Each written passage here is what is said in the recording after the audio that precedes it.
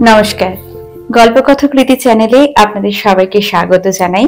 আমি রীতি চলে এসেছি আজকে আবার একটা পর্ব নিয়ে আপনাদের কাছে। আশা করি উপন্যাসটি আপনাদের খুব ভালো লাগছে। তো চলুন শুরু করি আজকের পর্ব। আর শুনে কেমন লাগলো অবশ্যই কিন্তু কমেন্টে জানাবেন। চলুন শুরু করি আজকের পর্ব। শুরু করছি আজকে এই উপন্যাসের ৫ম পর্ব। মদন বড়াল লেনের আদ্যিকালের ঘিঞ্জি বাড়িঘর আর দোকানগুলোতে আলো জ্বলে উঠেছে। সবই অল্প পাওয়ারের মিটমিটে বাল্ব। কর্পোরেশনের লোকেরা কখন যেন রাস্তায় সারি সারি গ্যাসবাতি জ্বালিয়ে দিয়ে গেছে। বিকেল থেকে কুয়াশা পড়তে শুরু করেছিল। সেই কুয়াশা ক্রমশ গাঢ় হয়ে আলোগুলোকে ঠেসে ধরেছে। কদিন হলো এই শহরে শীতটা বেশ জাঁকিয়ে পড়েছে। উত্তুরে হাওয়ায় ছুরির ধার গায়ে লাগলে কেটে কেটে বসে যায়। ভিড়ের ভেতর দিয়ে বড় রাস্তার দিকে যেতে যেতে বিনয় গায়ের গরম চাদরটা দিয়ে কান মাথা ঢেকে ঘন করে সারা শরীর জড়িয়ে নিল। আজ দুপুরে ভাত খাওয়া হয়নি। সোনার বাংলা উদ্বাস্তু পল্লী থেকে অফিসে এসে 4 পিস পাতলা পাতলা টোস্ট, একটা ডিম সিদ্ধ আর চা খেয়েছিল। এখন পেটে খাণ্ডব দাহন হবার কথা, কিন্তু খিদে তেষ্টার বোধটাই তেমন নেই বিনয়ের। ঝিনুকের চিন্তা অন্য সব অনুভূতিকে প্রায় ভোঁতা করে দিয়েছে। অনবরত সেটা তার মস্তিষ্কে ঘূর্ণিপাক সৃষ্টি করে চলেছে। কর্নওয়ালি স্ট্রিটে সবেসে পৌঁছেছে। শ্যামবাজারের দিক থেকে একটা 2 নম্বর রুটের দোতলা বাস দাপিয়ে ঝাঁপিয়ে এসে হাজির। বিনয় উঠে পড়ল। এই বাসটা রাসবিহারী অ্যাভিনিউর মোড় ঘুরে বালিগঞ্জ স্টেশন পর্যন্ত যাবে। মোড়ের মাথায় নেমে টালিগঞ্জের বাস বা ট্রাম যা আগে পায় সেটাই ধরবে বিনয়। হিমৃতুর এই সন্ধেবেলায় শীতে শহর যখন হিহি কাঁপছে, কার প্রাণে এত শখ যে হাওয়া খেতে বেরোয়। বাসটা প্রায় ফাঁকাই।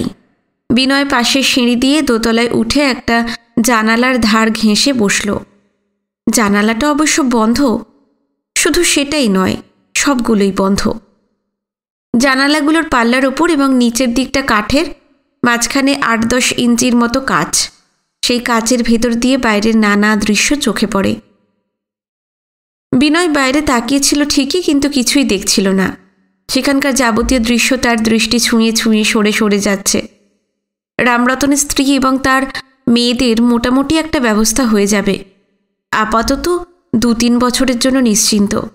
তার মধ্যে পাকাপাকি কিছু একটা করে ফেলা সম্ভব হবে। কিন্তু ঝিনুকের খোঁজ কিভাবে পাওয়া যাবে? অধর ভুঁইমালি শিয়ালদা স্টেশনে ঝিনুককে একটি মাঝবয়সী লোকের সঙ্গে ট্রেনে উঠতে দেখেছে। এই পলকা সুতোটুকু ধরে কত দূর এগোনো সম্ভব? দোতলা বাসটা রাস্তায় ঝড় তুলে 8 ঘন্টার ভিতর রাসবিহারীর মোড়ে এসে গেল। সেখান থেকে ট্রাম ধরে জাফরশাহ রোডে বিনয় যখন পৌঁছল 8টা বাজতে, তখনও ঢের দেরি। কিন্তু এর মধ্যেই রাস্তাঘাট নিঝুম। বার কয়েক ডাকাডাকি করতে উমা নিচে নেমে দরজা খুলে দিল। দোতলায় উঠে আসতে দেখা গেল বাইরের ঘরে দারিক দত্ত, হিরণ আর সুধা শালটাল জড়িয়ে বসে গল্প করছে। বিনয় যতক্ষণ না অফিস থেকে ফেরে ওরা এখানেই অপেক্ষা করতে থাকে। তাকে দেখা মাত্রই তড়িৎ পায়ে উঠে দাঁড়ায় সুধা। ব্যস্তভাবে বলে, আয় আয়। দারিক দত্ত বললেন, এমন জব্বর শীত পড়েছে, তার ওপর এত রাত্রিরে বাড়ি ফেরা। আনন্দ তোকে একটা কাজ জুটিয়ে দিয়েছে বটে। বিনয় বলতে পারত পুরো ডিউটি দিলে তার ফিরতে ফিরতে রাত 10:30-11টা বেজে যেত। খবরের কাগজের কাজ অন্য সব অফিসের মতন 10টা-5টার বাঁধা ধরা চাকরি নয়। কিন্তু দারিক দত্তর কথাগুলো তার কানে ঢুকল না। ভীষণ উত্তেজিত সুরে বিনয় বলল, ছর্দি, আজকে কি হয়েছে জানিস?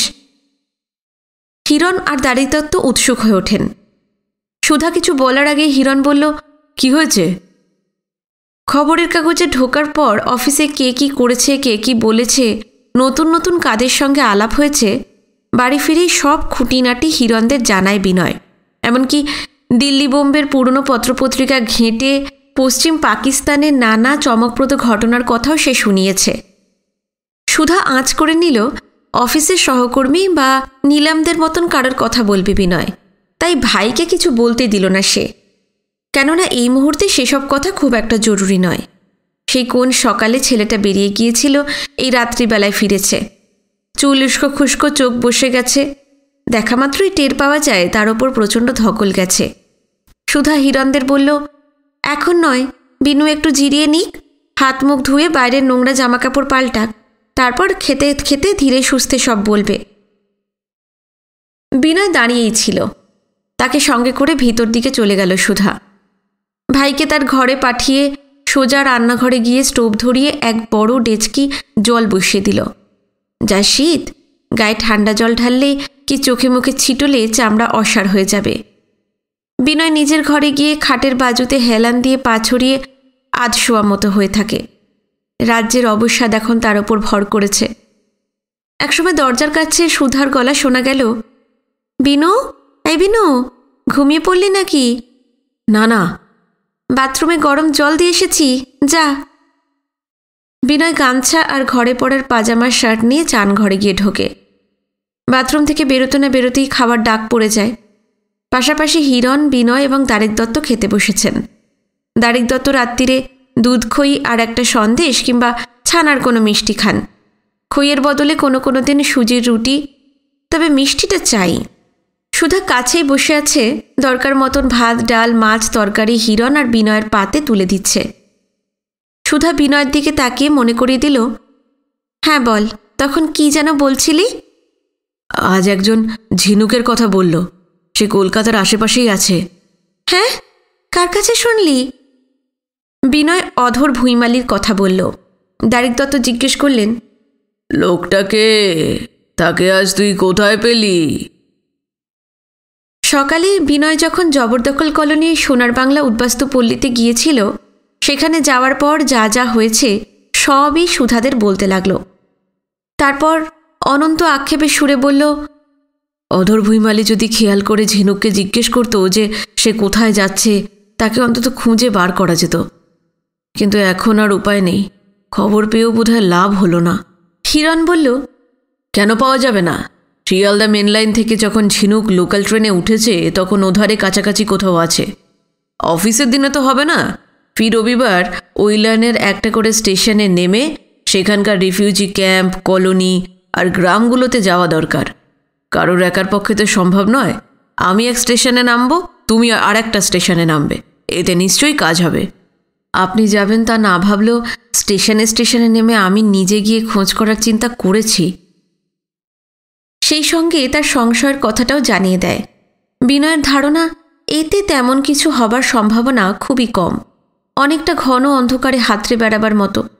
শিয়ালদা মেন লাইন থেকে কত দিকেই কত ট্রেন তো যায়, স্টেশনের পর স্টেশন। সেই সব স্টেশনের দুধারে বহু দূর অবধি কত যে গ্রাম, কত যে ক্যাম্প আর কলোনি, ছোটোখাটো শহর, তার কি লেখাচোকা আছে? তাছাড়া মেন লাইনের ট্রেনে চড়েছে বলেই যে ঝিনুক চিরকাল ওই দিকেই থাকবে, জোর দিয়ে কি তা বলা যায়? হিরণ একটু দমে যায়। এত সব সে খুঁটিয়ে ভাবেনি, কি উত্তর দেবে ঠিক করে উঠতে পারল না। সুধা অসীম আগ্রহে সবার কথা শুনছিল, এবার বলে উঠল, আমি একটা উপায় বলতে পারি। কি উপায়? ওভাবে অন্ধের মতন ছোটাছুটি না করে বিনু বরং একবার থানায় যাক। ঝিনুক নিখোঁজ হবার পর তো থানায় জানানো হয়েছিল, শিয়ালদা মেন লাইনের কথা বললে হয়তো কিছু একটা হতে পারে। কদিন আগে এই সুধাই যে ঝুমার সঙ্গে বিনয়ের বিয়ের ব্যাপারে শিশির, সুনীতি, আনন্দের সঙ্গে সুর মিলিয়েছিল, এখন তা ভাবাই যায় না। আসলে সে ধরেই নিয়েছিল ঝিনুককে আর পাওয়া যাবে না। বিনয়ের সামনে অনন্ত ভবিষ্যৎ, একা একা কিভাবে কাটবে তার? ঝিনুক তার জীবনের যে দিকটা ফাঁকা করে দিয়েছে তা পূরণ হবে কোন উপায়ে? এইসব ভেবেচিন্তে শিশিরদের কথায় সে সায় দিয়েছে। কিন্তু যেইমাত্র জানা গেল ঝিনুক কলকাতার আশেপাশেই আছে, তার খোঁজ পাওয়া যেতেও পারে, সঙ্গে সঙ্গে ঝুমা তার মাথা থেকে বেরিয়ে গেছে। চিরদুঃখী লাঞ্ছিত মেয়েটার জন্য সে ব্যগ্র হয়ে উঠেছে।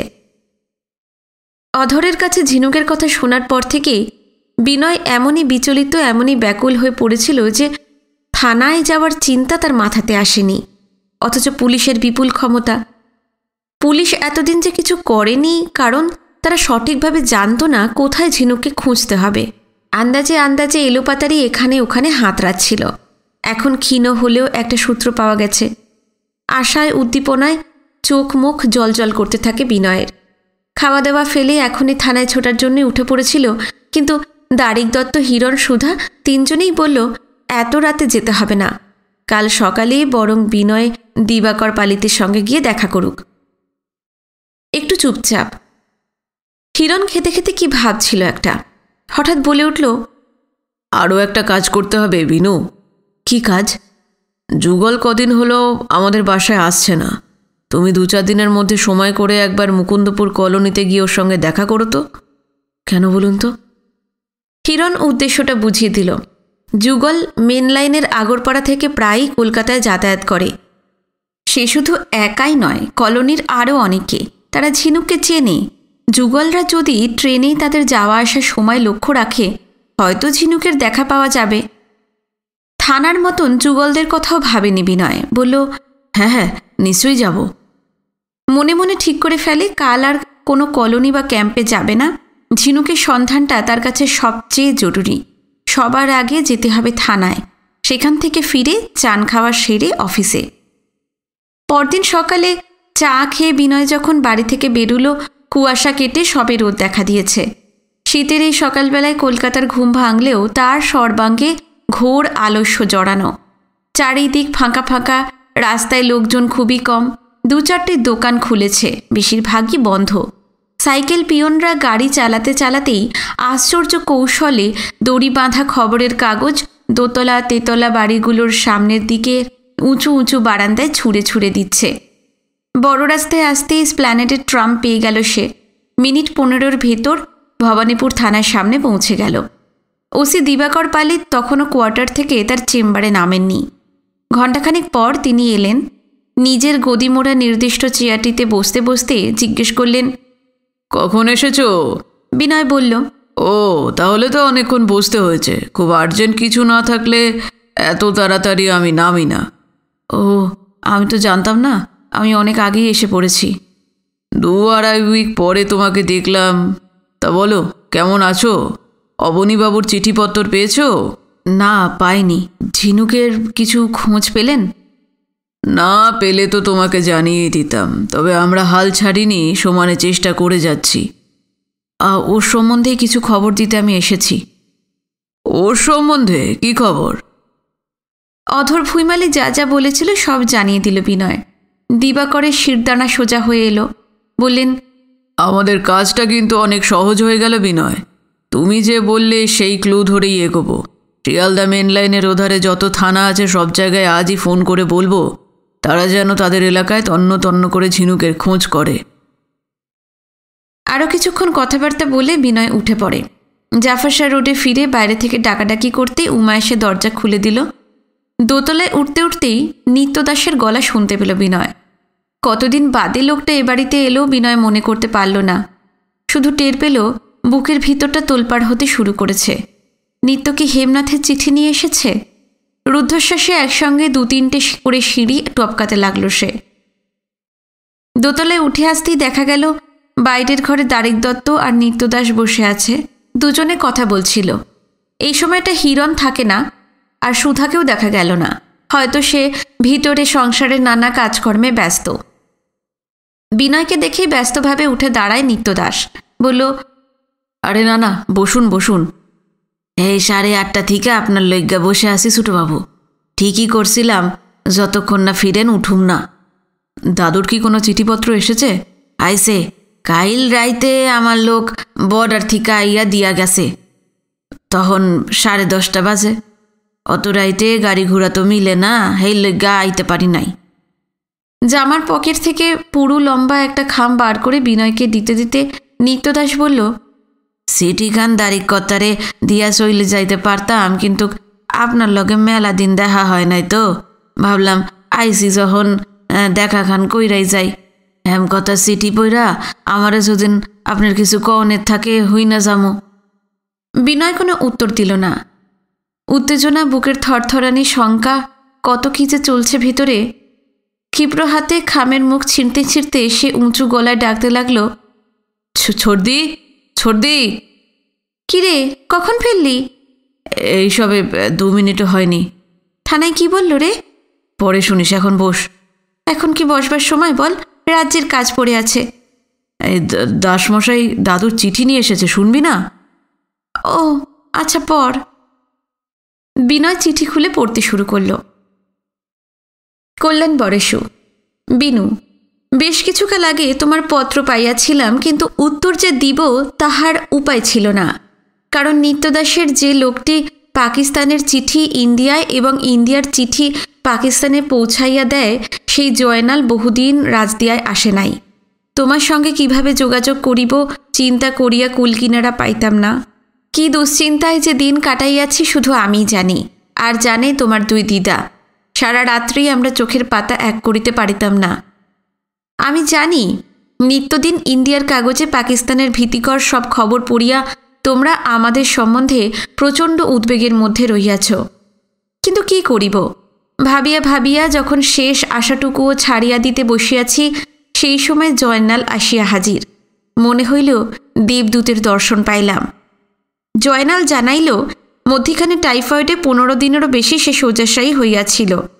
শরীর ভয়ানক দুর্বল, সেই কারণে আমার সহিত দেখা করিতে পারে নাই। যাহা হোক, এইবার আমাদের কথা জানাই। আমি শারীরিক দিক হইতে মোটামুটি আছি। সামান্য জর্জারি হইয়াছিল, তাহা ধর্তব্যের মধ্যে নয়। তোমার দিদা এবং শিবানী দিদা ভালো নাই। শিবানী কয়েকদিন ম্যালেরিয়ায় ভুগিয়া উঠিল। তোমার দিদার বাতের পুরাতন ব্যথাটা নতুন করিয়া জাগাইয়া উঠিয়াছে, চলিতে ফিরিতে কষ্ট হয়। রাজদিয়ার একমাত্র LMF ডাক্তার অশ্বিনী ঘোষ গত মাসে দেশের বিষয় সম্পত্তি এক্সচেঞ্জ করিয়া রাতারাতি কলিকাতায় চলিয়া গিয়াছে। গোপনে গোপনে সে যে বাড়িঘর বিনিময়ের চেষ্টা করিতেছে, আগে তাহা কাহাকেও জানায় নাই। সমস্ত কাজ নিঃশব্দে সমাধা করিয়া যাইবার আগে আমার সঙ্গে অবশ্য দেখা করিয়াছিল আর ছিল ননী কবিরাজ। সে আমার মতন পূর্বপুরুষের ভিটা কামড়াইয়া পড়িয়াছিল। তাহার স্ত্রী এবং ছেলেরা আগেই আগরতলায় গিয়া থিতু হইয়া বসিয়াছে।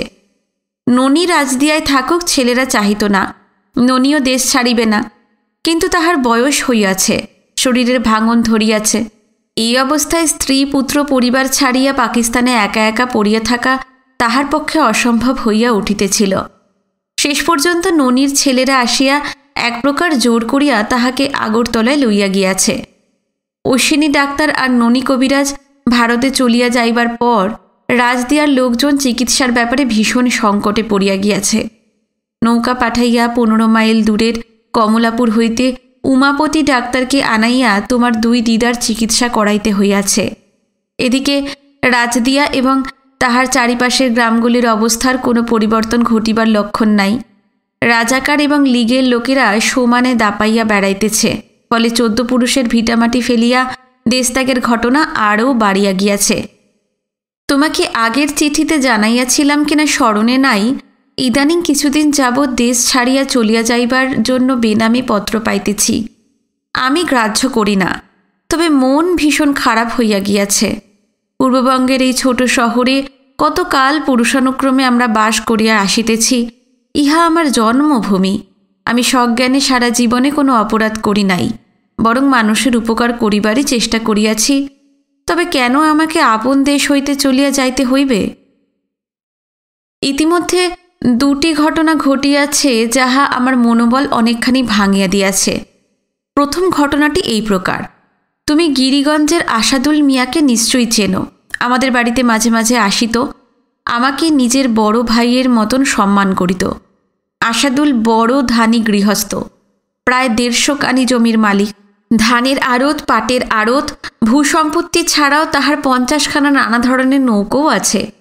সেই আসাদুল গত সপ্তাহে আমাদের বাড়ি আসিয়া হাজির। এমনিতে খুব ভদ্র এবং বিনয়ী। তারপর মিঠাই খাইতে খাইতে এ কথা সে কথার পর সসংকোচে বলিল, একখান কথা কমু, যদিন কিছু মনে না করেন বড় ভাই। তাহার হাবভাব এবং ভনিতা লক্ষ্য করিয়া আমি ভিতরে ভিতরেকে সতর্ক হইলাম। নিশ্চয়ই কোনো গূঢ় উদ্দেশ্য লইয়া সে আমার সহিত দেখা করিতে আসিয়াছে। আমার মনোভাব তাহাকে বুঝাইয়া না দিয়া বলিলাম, মনে করব কেন, যা বলবি বল। কিছুক্ষণ ইতস্তত করিয়া আসাদুল বলিল, দেশের গতিক নিজে চোখে দেখতে আসেন, দিনকে দিন খারাপের দিকে যাইতে আসে। ভালা যে হইব তার কোনো লক্ষণ নাই। আমি একখান মন্দ খবর পাইছি। কি খবর রে? কিছু শয়তান লোক তলে তলে আপনার বিষয় সম্পত্তি দখল করানোর লইগা মতলব করতে আছে। আশাদুলের কথা শুনিয়া চমকাইয়া উঠিলাম। জিজ্ঞেস করিলাম, তুই কি করে জানলি? আশাদুল জানাইল, শোনাই শুন কানে আইছে। এই লোকগুলো কারা? মাপ করেন, এইটা আমি কইতে পারুম না বড় ভাই। কি করে দখল করবে? আমি তো এখনো দেশেই আছি। তাহলে কি আমাকে মেরে ধরে কেড়ে নেবে নাকি খুন করবে?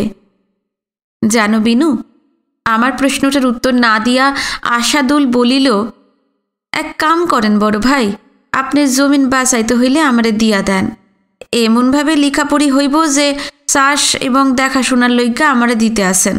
চাষের বেবাক খরচপাতি আমার, আপনি ফসলের আধা আধি ভাগ পাইবেন।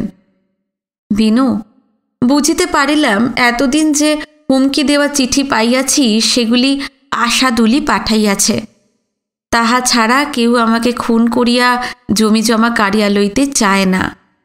কাল্পনিক হত্যাকারীর ভয় দেখাইয়া আশাদুলই কৌশলে উহা গ্রাস করিতে চায়। একবার লিখিয়া পড়িয়া চাষের অনুমতি দিলে আশাদুলকে ইহজন্মে আর হটানো যাইবে না। সে জানে তোমরা কেউ আর রাজদিয়ায় ফিরিয়া আসিবে না। আমি বৃদ্ধ হইয়াছি, আমার মৃত্যুর পর আমাদের জমির উপর তাহার সত্ত্ব পুরাপুরি কায়েম হইবে।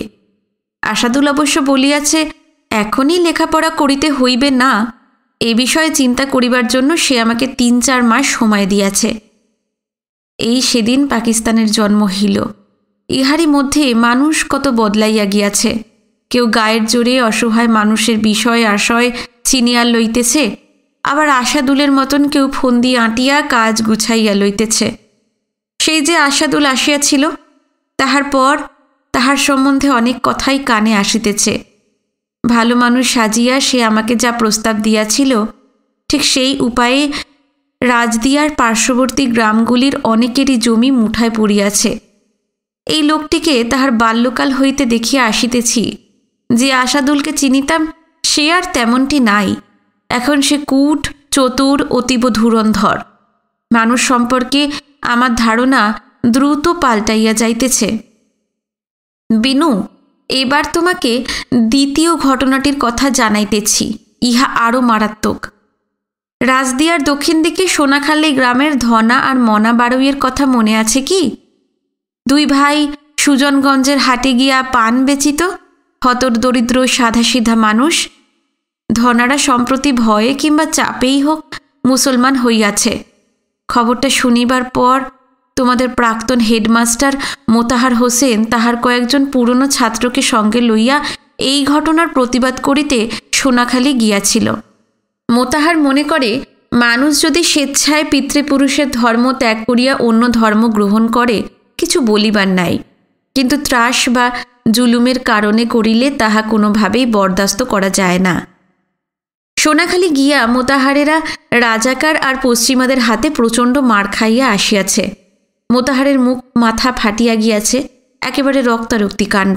হাঁটু এবং ডান হাতের হাড় ভাঙিয়াছে। হাতে পায়ে প্লাস্টার আর মুখে মাথায় ব্যান্ডেজ বাঁধা অবস্থায় বর্তমানে সে শয্যাশায়ী। রোজই তাহাকে দেখিতে যাই।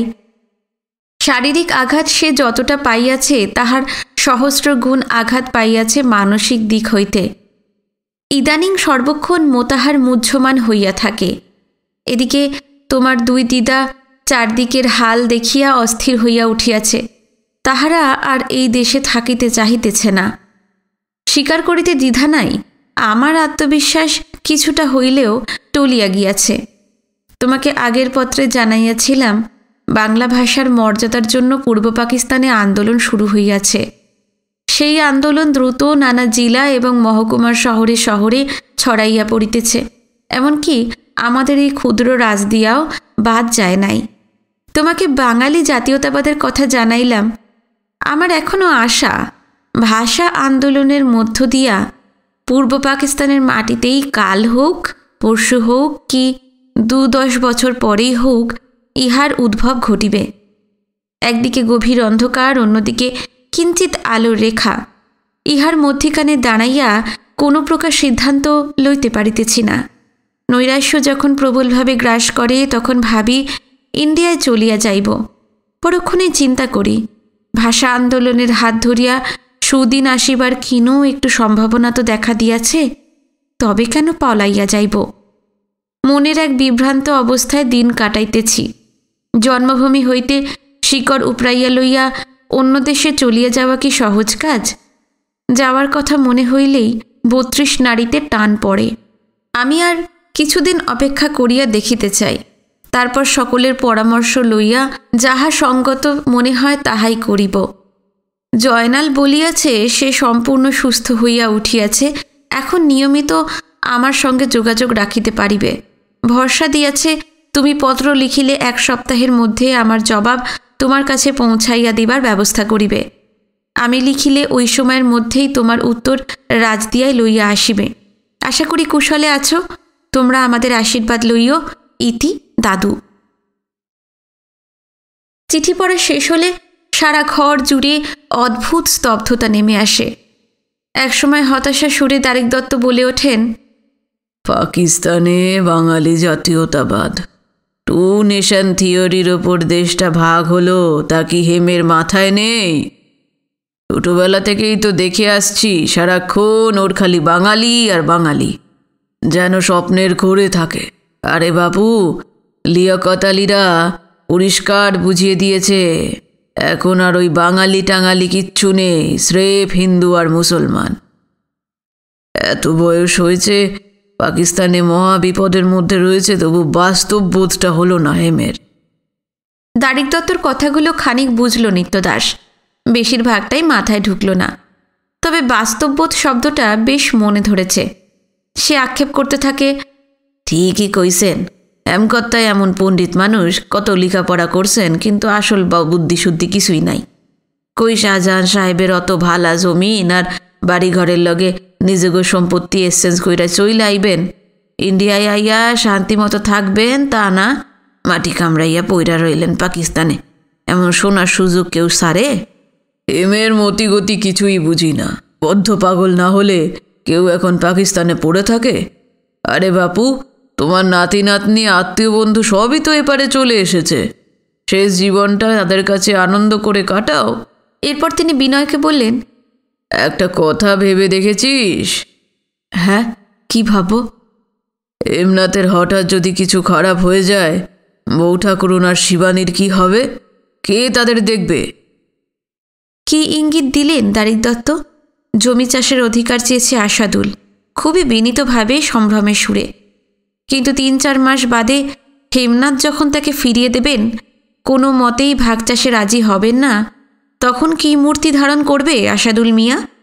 জনবল অর্থবল তার বিপুল।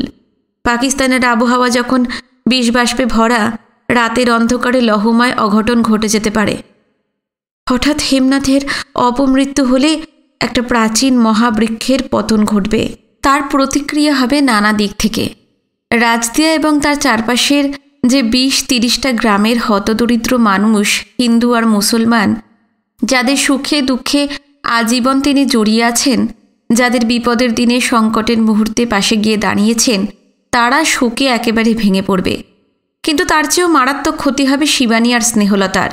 নির্বান্ধব রাজদিয়ায় তাদের বাকি জীবন কাটবে কিভাবে? হঠাৎ বিনয়ের মাথায় দুশ্চিন্তার বদলে তীব্র ক্ষোভ আর রাগ জমা হতে থাকে। হেমনাথকে মনে হয় চরম অপরিণামদর্শী। এত বয়স হলো, এক জীবনে কত কিছু দেখলেন। বহুকাল আগের সেই বঙ্গভঙ্গ আন্দোলন থেকে স্বাধীনতা সংগ্রাম, প্রথম এবং দ্বিতীয় মহাযুদ্ধ, দাঙ্গা, দেশভাগ, পূর্ব বাংলা ছেড়ে লক্ষ লক্ষ মানুষের ইন্ডিয়ায় চলে আসা। তবু আকাশ কুসুম অলিক এক স্বপ্নের ঘোরেই রয়েছেন। নিত্যদাস বলে উঠল, শাহজাহান সাহেবের লগে পরশু দেখা হয়েছিল, জবর তাকি দিতে আসেন। অন্য গাহেক তেনারে সাইকা ধরছে, আমি তেনারে হাতে পায়ে ধইরা 14-15 দিন সময় চাইয়া লইছি, কিন্তু এই শেষ। এর মধ্যে যদি হেমকর্তা কিছু না করেন, শাহজাহান সাহেব অন্যের লগে সম্পত্তি এক্সচেঞ্জ কইরা পাকিস্তানে চইলা যাইবেন। এত বড় গাহেক আমার হাতে আর একটাও নাই। তিনি এইবার সুইটা গেলে হাত কামড়ানো ছাড়া আর কিছু করণের থাকবো না। তারেক দত্ত জোরে জোরে মাথা নাড়লেন। হ্যাঁ, ঠিকই বলেছিস।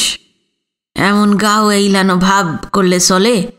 পাকিস্তানে দিনকে দিন অবস্থা খারাপের দিকে খারাপ হইয়া যাইতে আছে। শোনা শুন কানে আইছে, যে কোনো দিন এসেস বন্ধ হইয়া যাইব। ও বাবা, তাহলে এখন উপায়? উপায় একখানি, আপনারাও কেউ একজন পাকিস্তানে গিয়া জোর কইরা হেমকতরে রাজি করান। সুমুখাসুমুখী বইয়া কথা কইলে আমার মনে লয় কাম হইব। কিন্তু এই মুহূর্তে কে যাবে পাকিস্তানে? সুধারা চুলচেরা আলোচনা করে দেখল হিরণের পক্ষে যাওয়া সম্ভব নয়। বাকি থাকে দুজন, আনন্দ আর বিনয়। আনন্দ মাত্র দুবারই রাজদিয়ায় গেছে। পদঘাট লোকজন কাউকেই চেনে না। যখন সে গিয়েছিল তখন দিনকাল ছিল একরকম, এখন সমস্তই আমূল পাল্টে গেছে। এই প্রচণ্ড দুঃসময়ে স্থলে জলে কত যে ঘাতক বাহিনী শিকারের খোঁজে হন্যে হয়ে ঘুরে বেড়াচ্ছে। আনন্দ ঝুঁকি নিয়ে যাবে না। বাকি থাকে বিনয়, তার নতুন চাকরি, তাদের কাগজ, নতুন ভারত বেরুবার মুখে। এই অবস্থায় সেও যেতে পারবে না। সব শোনার পর নিত্যদাস বলল, আপনারা যা কইলেন বেবাক ঠিক, কেউ যাইতে পারলে ভালো হইতো। তা যখন সম্ভব না তখন এক কাম করেন। কি কাজ? আপনারা হকগলে একখান কইরা চিঠি লেখেন। ছোটবাবু, সুধা বইন, সুনীতি বইন, দুই জামাইবাবু, দারিক কর্তা, কেউ যেন বাদ না যায়। এমনভাবে জোর দিয়া লেখবেন যাতে হেমকর্তার হুশ হয়। দেশ দেশ কইরা এতকাল তো নাচানাচি করলেন, কি পাইলেন শেষতরি? পাকিস্তানে আর কিছুদিন থাকলে পরাণে বাঁচতে হইব না। পত্রগুলি লিখা হইলে এক লগে খামে ভৈরা রাইখেন, আমি দিন দুই পরে আইয়া লইয়া যামো। নিত্যদাস লেখাপড়া খুব একটা শেখেনি, তবে তার জাগতিক বুদ্ধি খুবই তীক্ষ্ণ। তার যুক্তিতে ধার আছে। বিনয় একা চিঠি লিখলে যতটা কাজ হবে, একসঙ্গে সবাই মিলে লিখলে তার বহু গুণ ফল পাওয়া যাবে। এতজনের সমবেত চাপে হেমনাথ অটল থাকতে পারবেন না। শেষ পর্যন্ত সম্পত্তি বিনিময়ে রাজি হয়ে যাবেন। দারিক দত্ত বললেন, খুব ভালো বলেছিস নিত্য, আমরা সবাই লিখব। নিত্যদাস আর বসল না। সে যখন উঠে পড়েছে, হঠাৎ অধর ভুইমালির কথা মনে পড়ে গেল বিনয়ের। সে ব্যস্তভাবে নিত্যকে বলল, দাসমশাই, একজন রিফিউজি তার পাকিস্তানের সম্পত্তি এক্সচেঞ্জ করতে চায়। দেশ থেকে আসার সময় বুদ্ধি করে দলিলপত্র নিয়ে এসেছে। আপনি কি তাকে সাহায্য করতে পারবেন? নিশ্বাস পারুম, এই কইরা কইরা হাড্ডি পাকাইয়া ফেলাইতে আসি। তা কই থাকে লোকটা? তিনি নাম ঠিকানা দেন। অধর ভুইমালির নামটা জানিয়ে দিল বিনয়। তারপর সে যেখানে থাকে সেই সোনার বাংলা উদ্বাস্তু পল্লীতে কিভাবে যেতে হয় বিশদভাবে বুঝিয়ে দিল। নিত্যদাস বলল, কাইল বিহানে গিয়াই অধর ভুইমালির লগে দেখা করুম। মাসখানেকও লাগবো না, তিনি রে কলকাতার ধারে কাছে জমিজুরাতের ভালা বন্দোবস্ত কইরা দিমু। এইরম বুদ্ধি যদিন হেমকর্তার থাকতো। নিত্যদাস যখন গেল প্রায় 12টা বাজে। অফিসের সময় হয়ে এসেছে। বিনয় স্নান করে ভাত খেয়ে বেরিয়ে পড়ল। কাল সকালে দিবাকর পালিতের সঙ্গে দেখা করতে থানায় গিয়েছিল বিনয়। তাই কোনো রিফিউজি কলোনি বা ক্যাম্পে যাওয়া হয়নি। আজও গেল না। ঝিনুকের চিন্তাটা তাকে এমনই উতলা করে রেখেছে যে সকালে উঠেই চা জলখাবার খেয়ে সে মুকুন্দপুরে ছুটল। সুধাকে বলল দুপুরে খেতে আসবে না, অফিস করে ফিরবে সেই রাত্রিরে। দিবাকর পালিত কাল বলেছেন শিয়ালদা মেন লাইনে যত থানা রয়েছে সব জায়গায় খবর পাঠাবেন। ওই বিশাল এলাকার প্রতিটি থানার ওসি যাতে তাদের আওতায় সমস্ত কলোনি আর গ্রামগঞ্জ তোলপাড় করে ঝিনুককে খুঁজে বার করার ব্যবস্থা করেন তা বিশেষভাবে বলে দেবেন। দিবাকরকে যতটুকু বিনয় দেখেছে মনে হয়েছে মানুষটি যথেষ্ট আন্তরিক, হৃদয়বান। ঝিনুকের হদিস যে এতকাল পাননি সেজন্য তার সংকোচ আর আক্ষেপেরও শেষ নেই। লোক দেখানো ব্যাপার নয়, ঝিনুকের জন্য তিনি সত্যি সত্যিই বিচলিত। বাড়ি থেকে বেরিয়ে ট্রাম বাস পাল্টে শিয়ালদায় চলে এলো সে। বেশ কয়েকবার যাতায়াতের ফলে এদিকের রাস্তা টাস্তা সড়গড় হয়ে গেছে তার। স্টেশন চত্বরটা অবিকল আগেরই মতন, বরং ওপার থেকে আসা মানুষের ভিড় আরও বেড়েছে। শিয়ালদা স্টেশনে এলে বিনয়ের মন বিষাদে ভরে যায়, আর সেই রেস থাকে অনেকক্ষণ। আজও মনটা খারাপ হয়ে গিয়েছিল, কিন্তু কয়েক মুহূর্তের জন্যই তার পুরো ভাবনা জুড়ে রয়েছে এখন ঝিনুক। গাদাগাদি করে পড়ে থাকা এই উদ্বাস্তুদের নিয়ে দুশ্চিন্তাটা উড়ো মেঘের মতোই দেখা দিয়ে মিলিয়ে গেল। স্টেশন বিল্ডিংয়ে ঢুকে আগরপাড়ার টিকিট কাটল বিনয়। প্ল্যাটফর্মে ট্রেন দাঁড়িয়েই ছিল। ডাউনের দিকে গাড়িগুলোতে এই সময় ভিড় থাকে না। প্রায় ফাঁকা একটা কামরায় উঠে বসে পড়ল সে। কয়েক মিনিট বাদেই ট্রেন ছেড়ে দিল। জানালার চৌকো ফ্রেমে বাইরের পরিচিত চলমান সব দৃশ্য বিনয়ের চোখের সামনে দিয়ে সরে সরে যাচ্ছে। আনমনা তাকিয়ে থাকতে থাকতে হঠাৎ খেয়াল হলো আগে না জানিয়ে হঠাৎ চলে এলো সে। যুগলকে রুজি রোজগারের ধান্দায় বেরিয়ে যেতে হয়। বিলের মাছ মেরে বেলঘড়িয়ায় বেচতে গেলে তাড়াতাড়ি সে ঘরে ফিরতে পারে, কিন্তু রোজ তো আর জাল কি পলতে মাছ পড়ে না। তখন সস্তা মালপত্র ফেরি করতে বেরোয়। এ তো ঘড়ি ধরা কাজ নয় যে অমুক সময় বেরিয়ে অমুক সময় চলে এলাম। ফেরি করতে বেরোলে কখন ফিরবে তা ঠিক থাকে না। কলোনিতে গিয়ে যদি যুগলকে না পাওয়া যায়, বিনয় ভাবল তাকে দুটোই অফিসে হাজিরা দিতে হবে। যুগলের সঙ্গে দেখা না হলে বেশিক্ষণ অপেক্ষা করা যাবে না। অগত্যা পাখিকে বলে আসবে যুগলকে যেন 2-4 দিনের ভেতর কলকাতায় সুধাদের বাড়িতে পাঠিয়ে দেয়। আগরপাড়া স্টেশনে নেমে ফসল কাটা শূন্য মাঠের ভিতর দিয়ে বিনয় যখন মুকুন্দপুর কলোনিতে পৌঁছল, দিনের তাপাঙ্ক অনেকটাই বেড়েছে।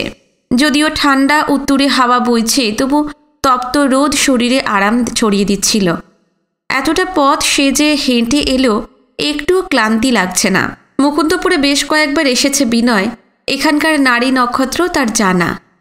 কলোনির মাঝখানের লম্বা ফাঁকা জায়গাটা দিয়ে যুগলদের ঘরের দিকে এগিয়ে যেতে যেতে বিনয়ের চোখে পড়ল দুপাশের প্রতিটি বাড়িতেই মেয়েরা ঘর গৃহস্থালির কাজে ভীষণ ব্যস্ত। রান্নাবান্না, ঘর নিকানো, ঝাঁটপাট ইত্যাদি। যুগলদের বাড়ির কাছাকাছি যখন এসে পড়েছে, সেই সময় কোনো মেয়ে মানুষের উঁচু গলা কানে এলো।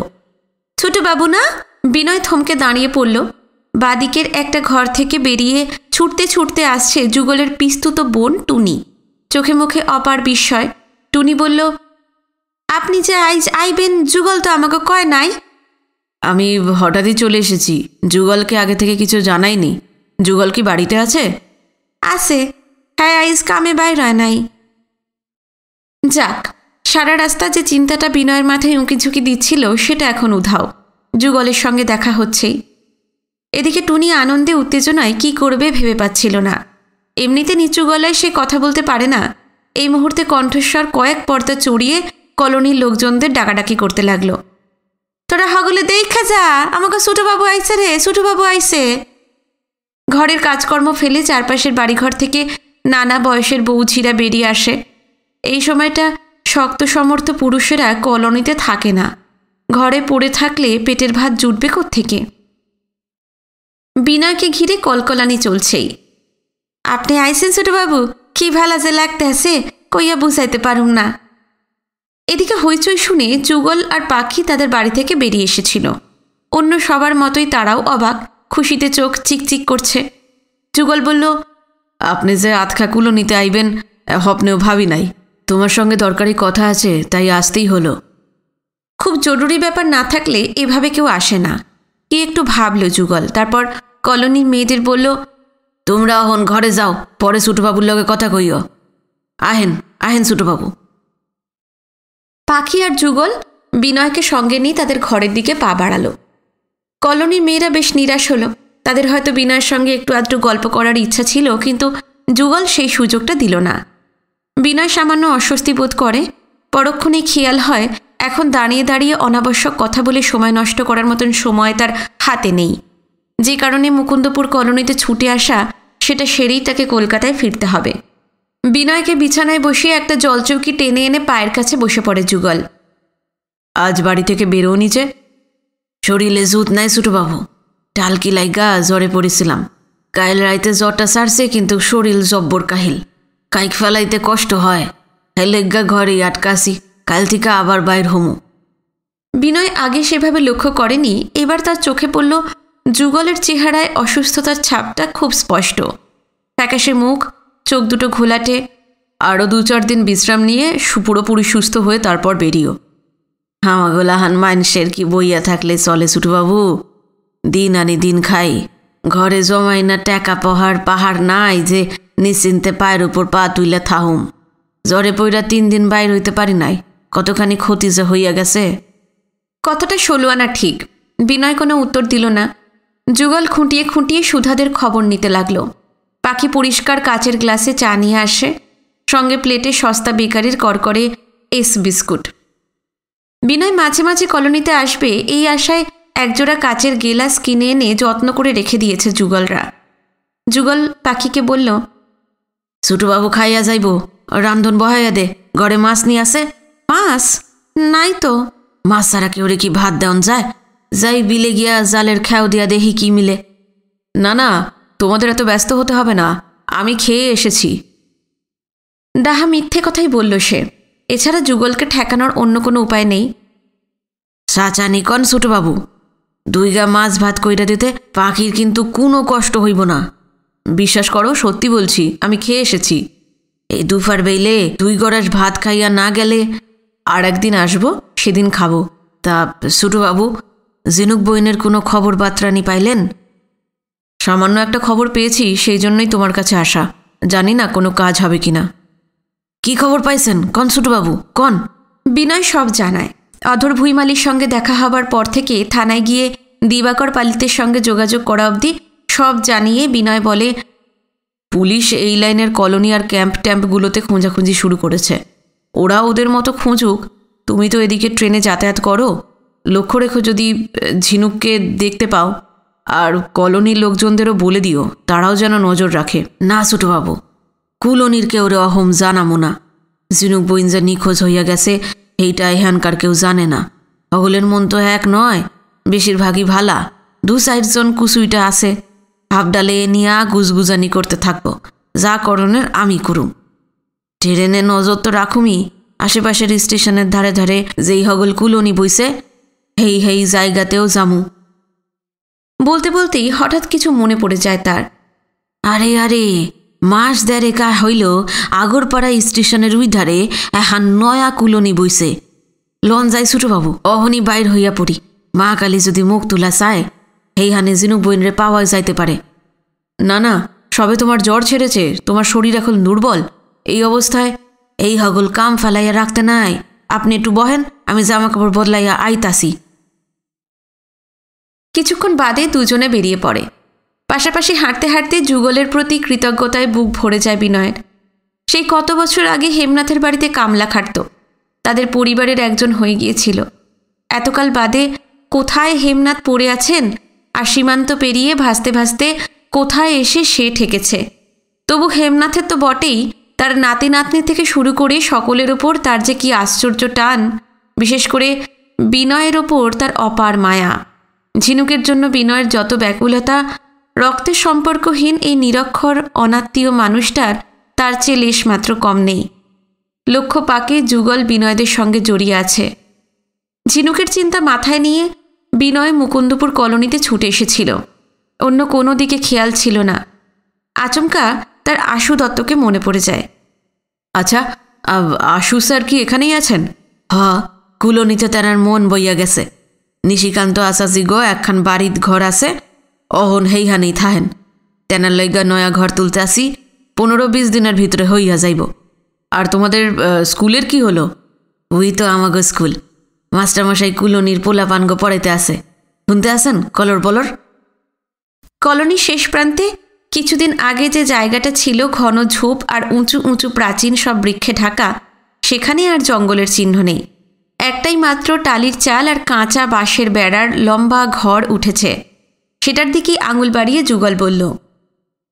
এখানে পা রাখার পর অন্য কোনো দিকেই কান ছিল না বিনয়ের। এবার দূর থেকে অগুন্তি কচি কচি গলার কলরোল শুনতে পেল। কলরব মুখর স্কুলঘরটার দিকে কয়েক পলক মুগ্ধ চোখে তাকিয়ে থাকে বিনয়। কি অদম্য জেদ আশু দত্তর, কি বিপুল উদ্যম, কি অফুরান সৃজনী শক্তি। 60 পেরিয়েছেন কবেই, এই বয়সে বিলের ধারে বিজন বনভূমির গায়ে উদ্বাস্তুদের কাচ্চা বাচ্চা নিয়ে গড়ে তুলেছেন আশ্চর্য এক পাঠশালা। যুগল বলে ওঠে, এত যখন আইসেন, মাস্টারমশাইয়ের লগে দেখা কইরা যাইবেন? না না, আজ আর সময় হবে না। তুমি আশু স্যারকে বলে দিও, পরে যেদিন আসবো তার সঙ্গে দেখা করব। চলো। মনের ভাবগতিক বুঝে ওঠা ভার। কখন কোন পথে সেটা যে ধেয়ে যাবে আগে থেকে তার হদিশ মেলে না। বিনয় ছুটে এসেছিল ঝিনুকের জন্য, এখন তার সমস্ত ভাবনা জুড়ে শুধু আশু দত্ত। আর কি আশ্চর্য, আশু দত্তর কথা ভাবলেই তার চোখের সামনে ভেসে ওঠে প্রাক্তন মাস্টারমশাইয়ের মুখ, জামতলির সেই রামরতন গাঙ্গুলির। বিনয় হঠাৎ যুগলকে জিজ্ঞেস করল, আচ্ছা যুগল, তোমাদের কলোনির পূব দিকের জঙ্গল সাফ করে যেখানে স্কুল বসেছে, ওখানকার সব জমি কি বিলি হয়ে গেছে? না না, কেন কন্ত? ওখানে একটা রিফিউজি ফ্যামিলিকে কাঠাচারেক জায়গা দিতে পারবে? আপনি যখন কইছেন 4 কাঠা কেন, যতখানি চাই দিমু। খুব ভালো হলো যুগল, একটা ফ্যামিলি তাহলে বেঁচে যাবে। জাগলো ইজ্ঞা জমিনের কথা কইলেন তাহারা কারা? পরে শুনু, এখন চলো। আর কোনো কৌতূহল দেখায় না যুগল। ছোটবাবু যখন মুখ ফুটে চেয়েছেন তখন কাদের জন্য এই জমি, তারা কেমন মানুষ, এই নিয়ে লেশমাত্র মাথা ব্যথা নেই যুগলের। ছোটবাবুর ইচ্ছা মানে তার কাছে হুকুম, সেই হুকুম তাকে পালন করতে হবে। পূব দিকের জঙ্গল সাফ করার পর যে জমি বেরিয়েছে তার অনেকটাই ভাগ করে দেওয়া হয়েছে। কোথায় কোথায় ফাঁকা জায়গা পড়ে আছে মনে মনেই তার খোঁজ করতে লাগলো সে। বিনয় আর কিছু বলল না, নীরবে মেঠো পথের ওপর দিয়ে হেঁটে চলল। আশু দত্ত, রামরতনের স্ত্রী এবং তার মেয়েরা দ্রুত ফিকে হতে হতে মিলিয়ে গেল। আবার সমস্ত ভাবনা জুড়ে ফিরে এলো ঝিনুক। আজকের পর্ব এখানে শেষ করলাম। পর্ব ভালো লাগলে কমেন্টে জানাবেন। যারা নতুন এসেছেন চ্যানেলটি সাবস্ক্রাইব না করে থাকলে, গল্প পাঠ ভালো লাগলে অবশ্যই সাবস্ক্রাইব করে রাখবেন। আজকে এই পর্যন্তই। সবাই খুব ভালো থাকবেন, সুস্থ থাকবেন।